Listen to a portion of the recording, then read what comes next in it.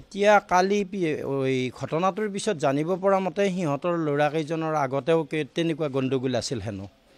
পৰহি সিহঁতৰ বুঢ়ীনগৰ পুখুৰীৰ পাৰত গণ্ডগোল হৈছে। ভৱেশ ডেকাক হেনো সিহঁতে মাৰিছে। সিহঁতৰ লগত তৰ্ক বিতৰ্কও হৈছে আৰু এই ক্ষেত্ৰত ভৱেশ ডেকাই জানিব পৰা মতে মাক দেউতাকক কৈছিল। কোৱাৰ পিছত আৰু কিন্তু আমাক এই ভৱেশ ডেকাইও আহি নকলে সেই মুহূৰ্তত বা তেওঁলোকৰ ঘৰৰ ফালৰ পৰাও নকলে গণ্ডগোল এটা হৈ আছে বুলি। বাৰু যিয়ে নহওক তেওঁলোকে কোৱাৰ আমাৰ প্ৰয়োজনো নাই। আমি স্কুলত ক্লাছ হৈছে, ক্লাছ চলি আছে আৰু আমাৰ ক্লাছ চলি থকাৰ মাজত 1-1.5 মিনিটৰ গেপছ এটা হয়। ল'ৰা ছোৱালীয়ে পানী খাব আহে, এই পানীৰ যোগাযোগৰ ব্যৱস্থা কেৱল এইখিনিত আছে, সেইটো ফালে নাই আৰু ইউৰিনেলৰ ব্যৱস্থা আছে। গতিকে এই সময়ত সিহঁতে ইউৰিনেলত যায় বা পানী খাব আহে। তাৰে 1-1.5 মিনিটমানৰ ব্যৱধানৰ ভিতৰত মই মোৰ 3rd পিৰিয়ড আছিল, যাব ওলাইছোঁ।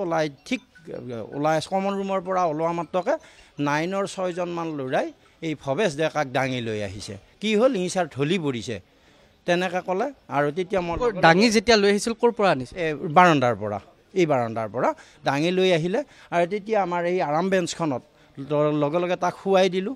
দি ল'ৰাকেইজনক ক'লোঁ, তোমালোকে তাড়াতাড়ি মালিচ কৰা। ইহঁতক মাতিলোঁ 4th গেটখিনিক, তোমালোকে নহৰু মিঠাতেল আনি সিহঁতক সেইখিনি মালিচ কৰিব দি আমাৰ হেডমিষ্ট্ৰেছ বাইদেউ তেতিয়া গৈ পাইছিল। লগে লগে বাইদেউক কৈছোঁ ফাৰ্ষ্ট 108 কল কৰক। বাইদেউ আমাৰ এই কেৰাণীজনক 108 কল কৰিব দিলে। তেওঁ কল কৰিলে আৰু লগে লগে ঘৰৰ পৰিয়ালক ফোন কৰিব দিলোঁ। ঘৰত কিন্তু পোনপটীয়া আমি যোগাযোগ প্ৰথমতে পোৱা নাই। যেতিয়া পোনপটীয়া যোগাযোগ নহ'ল, উদীপ্ত বুলি এজন সিহঁতৰ ক্লাছৰে ল'ৰা আছিল, সিহঁতৰ ওচৰত উদীপ্তই ক'লে, ছাৰ আমাৰ দাদাক ফোন কৰিলে দাদা পাব। তাই দাদায়েকক ফোন কৰিলোঁ, তাৰ উদীপ্তৰ পৰাই ফোন নাম্বাৰ লৈ। দাদায়েক তেতিয়া ক'ৰবাত গৈ থকা বুলি ক'লে। ল'ৰা ছোৱালীৰ পৰা কাৰণ তেতিয়া মই বিশেষকৈ দেখা নাই, ময়ে ওলাই আহিছোঁ ক্লাছত আৰু ৰুটিনখন মই মেইনটেইন কৰোঁ। গতিকে মই মেইনটেইন কৰাৰ আগতে মই মানুহখিনি প্ৰায় মোতকৈ এজনে ছিনিয়ৰ আছে আমাৰ এছিষ্টেণ্ট টিচাৰৰ ভিতৰত। গতিকে মই মানুহখিনিক মই নিজে দেখুৱাওঁ, মই আগত যাওঁ আৰু তেওঁলোকৰ তেতিয়া ছাত্ৰ ছাত্ৰীয়ে ক'লে, ছাৰ একেবাৰে ঢলি পৰিছে, ইয়াৰ চেঞ্চ নাই। সেই কথাখিনি যেতিয়া গম পালোঁ আৰু প্ৰহাৰটো পিছত আহিল। কাৰণ কিয় হ'ল ঘটনাটো, যেতিয়া তাৰমানে ঢলি পৰিলে তাক সেইখিনি মালিচ কৰা হ'ল আৰু লগে লগে ক্লাছ 8ৰ চুমি ডেকা বুলি এজনী ছোৱালী সিহঁতৰ আলহী হয়, তাই কৈছে ছাৰ ইয়াৰ আগে পিছেও এইটো বেমাৰ হয়, গতিকে ইয়াৰ এইটো হৈছে। মই তেতিয়া ভাবিলোঁ মৃগী বেমাৰ হয়তো হ'ব পাৰে। তেতিয়াহ'লে আকৌ বাইদেউৰ পৰা জানিব পাৰিলোঁ, যোৱাবাৰ মই B.Ed ডেপুটেশ্যনত আছিলোঁ, গতিকে তেতিয়া ক'লে যোৱা বছৰো তাৰ এনেকুৱা হৈছিল, আমি 108 কল কৰি তাতে লৈ গৈছোঁ। গতিকে আমাৰ প্ৰাথমিক যিখিনি ট্ৰিটমেণ্ট আমি কৰিছোঁ।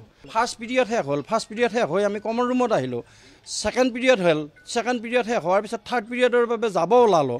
তাৰপিছত তেতিয়া ময়ে আপোনাক ফাৰ্ষ্ট ক'লোঁ, ময়ে দেখিছোঁ ল'ৰাকেইজনে দাঙি অনাত সিহঁতৰ পৰা সেইটো জানিলোঁ যে চেঞ্চ নাই। গতিকে চেঞ্চ নোহোৱা ঢলি পৰিছে। গতিকে কিয় পৰিছে প্ৰশ্ন সেইবিলাক আৰু আহিয়ে পৰা নাই। তাৰপিছত জানিব পাৰিলোঁ এই ল'ৰাজনে তাক প্ৰহাৰ কৰা বুলি। তেতিয়া তাক লগে লগে ৰাখিছোঁ, সি ক'ৰবাত পলাব পাৰে বুলি, কাৰণ ল'ৰাটোৰ যিটো সংকটজনক অৱস্থা। আৰু পিছত জানিব পাৰিলোঁ যোৱা পৰহি যিহেতুকে তাৰ লগত আৰু 4জন, সি দি 4জন ল'ৰাই তাৰ লগত গণ্ডগোল কৰিছে, ইহঁত জড়িত আছে। সিহঁতকো আমি লগে লগে ৰাখি দিলোঁ কমন ৰুমত আনি। ৰাখি উঠি আমি তেতিয়া গম পালোঁ যে এই ল'ৰাজনৰ পৰা জানিব পৰা মতে সি ঘুচিয়াইছে, 1 ঘোচা মাৰিছে। 1 ঘোচা মাৰাৰ লগে লগে সি হেনো বাগৰি পৰিছে। গতিকে এই ঘটনাটো যেতিয়া ঘটিল আমাৰো বেয়া লাগিল গ'ল। আমি কিন্তু যিখিনি পাৰোঁ আমাৰ স্কুলৰ ফালৰ পৰা, শিক্ষক কৰ্মচাৰীৰ ফালৰ পৰা, আমি চিকিৎসাৰে হওক, গাৰ্জেনক খবৰ কৰাই হওক, এই 108 মাতাই হওক, আমি যিখিনি আমাৰ সাধ্যৰ আছে আমি আটাইখিনি কৰিছোঁ। কিন্তু জানিব পাৰিছোঁ যোৱাকালি প্ৰেছ মেলৰ পৰাও আজি টক চাই উঠি জানিব পাৰিছোঁ 8 বজাতে ঘটনাটো ঘটি যোৱা বুলি। 1 ঘণ্টালৈকে গৃহস্থক খবৰ কৰা নাই। আচলতে এইটো সম্পূৰ্ণ তেওঁলোকে মিছা নিউজ প্ৰকাশ কৰিছে। আমি 8 বজাত ঘটনাটো ঘটাই নাই। 8 বজাত আমাৰ ফাৰ্ষ্ট পিৰিয়ডে চলি আছে। গতিকে 8 বজাত যিহেতুকে ঘটনাটো ঘটা নাই, আমাৰ ছেকেণ্ড পিৰিয়ড ঠিক শেষ হোৱাৰ মুহূৰ্ততে ঘটনাটো হ'ল।